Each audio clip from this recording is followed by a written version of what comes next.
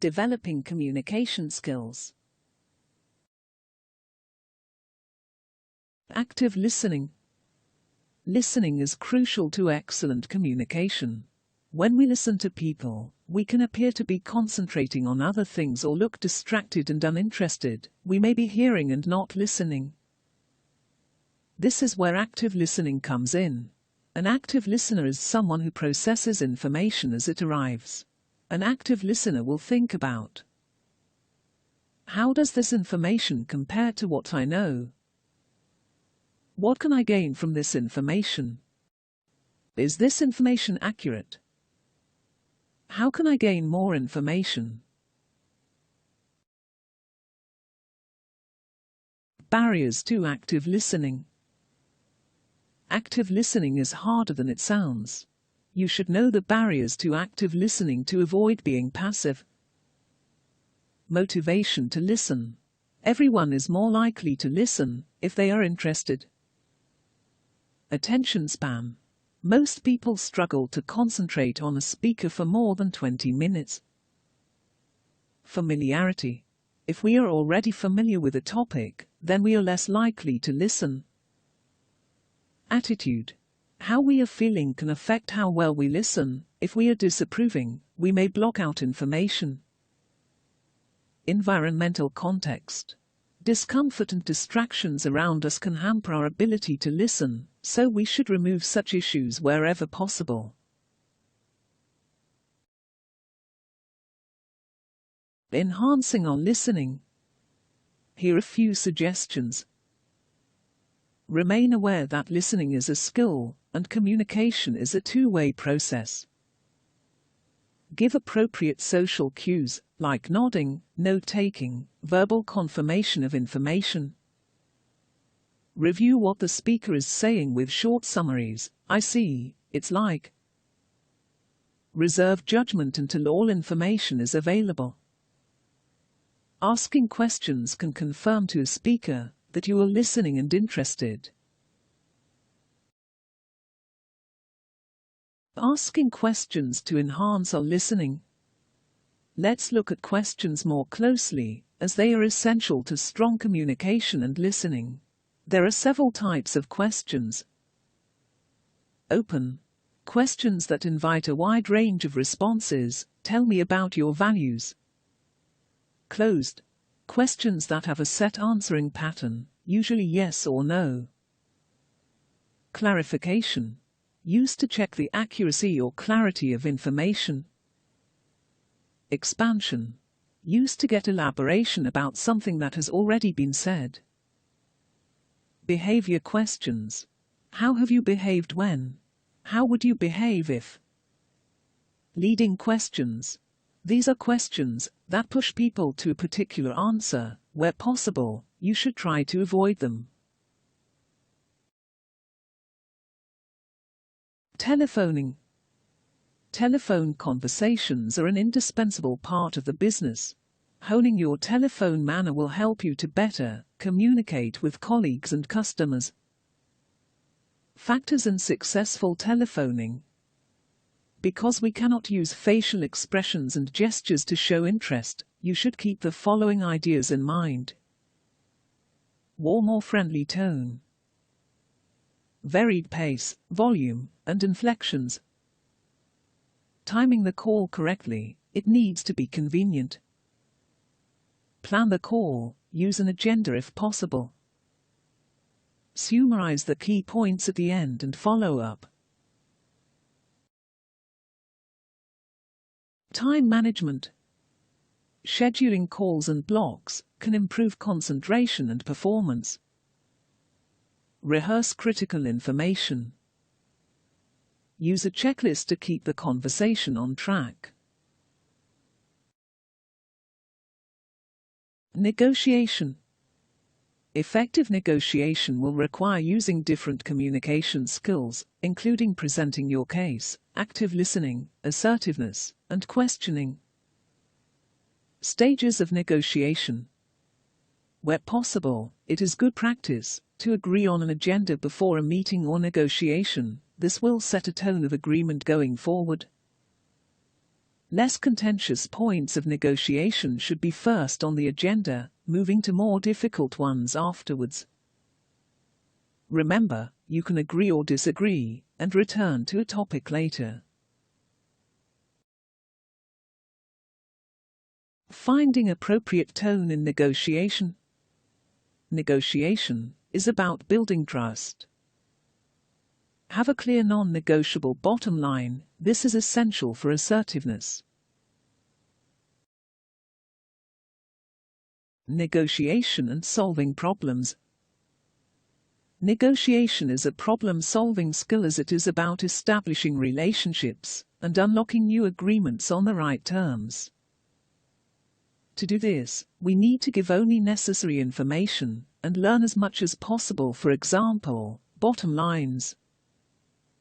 Linkage. Linkage refers to the process of establishing links in negotiation. If I do this, then you do that. These links are the basis of agreements, but they can also be negative. If you charge this price, I can't do that.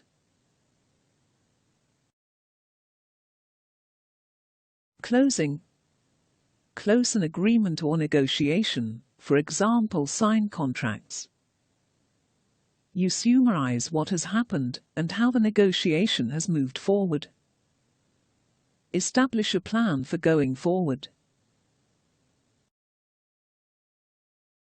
Customer service and satisfaction. Quality customer management. The need for excellent customer service is especially apparent in service-oriented industries, like tourism. Quality management is an essential challenge in tourism.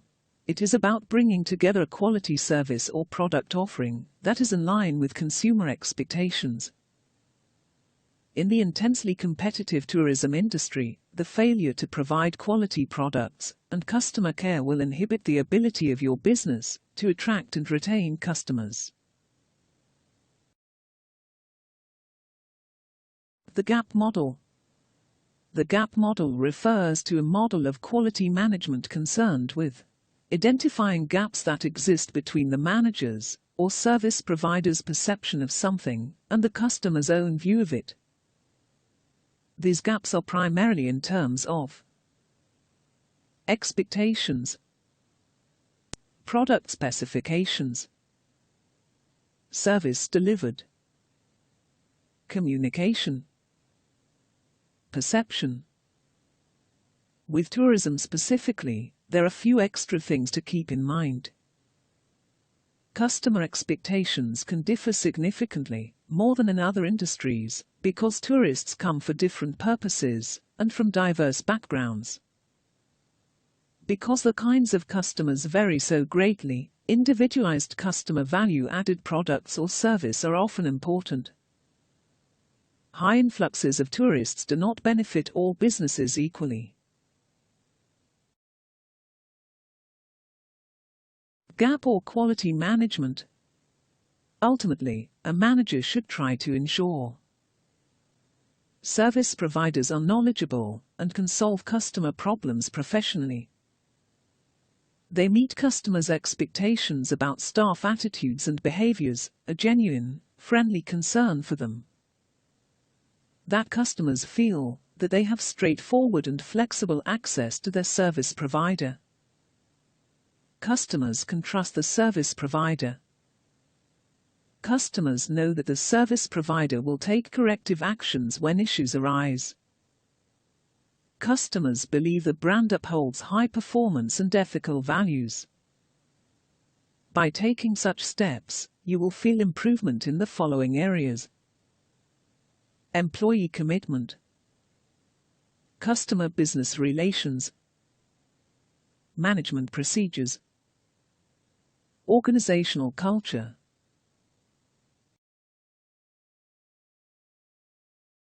Taking care of the customer. A mantra to remember when thinking about customer care is to make the customer feel special. To achieve this, keep the following points in mind. Top-notch quality. Ensure your product or service is the best it can be. Be compassionate. A friendly and welcoming demeanor will put customers at ease and make them feel good. Try to go the extra mile. Provide additional services that show customer empathy. These kinds of measures will help you to retain existing customers and bring in new ones through interpersonal publicity. Remember, too, that your customers will compare your product with others, especially if they are experienced travelers. Managing customer care. As a manager, your utmost responsibility is to provide high-quality products and customer service. As well as keeping the points from the previous slide in mind, you should ensure you appropriately train your frontline staff.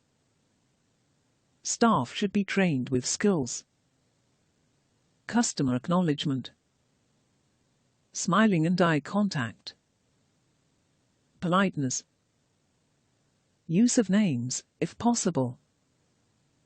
Another vital part of customer service, inevitably, is dealing with complaints. Let's look at this now. Dealing with complaints. It is essential to understand that customers will complain. If something goes awry, these complaints need to be handled with care. Often this is about managing emotions as much as it is dealing with specific product issues. Even if you feel a customer has exaggerated a complaint or is behaving irrationally, you should take them seriously. Here are some pointers to keep in mind in these circumstances. Maintain a calm and professional demeanor. Ask questions to ascertain the complete situation and show interest. Show the customer that you are listening with verbal cues, for example, "I see, go on."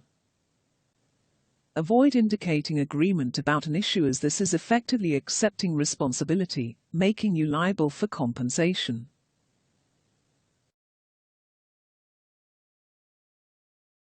Some other points to keep in mind when dealing with complaints are: before even receiving a complaint, managers should attempt to foresee what kind of complaints customers might make and try to prevent or provide solutions to them. The best complaint is no complaint.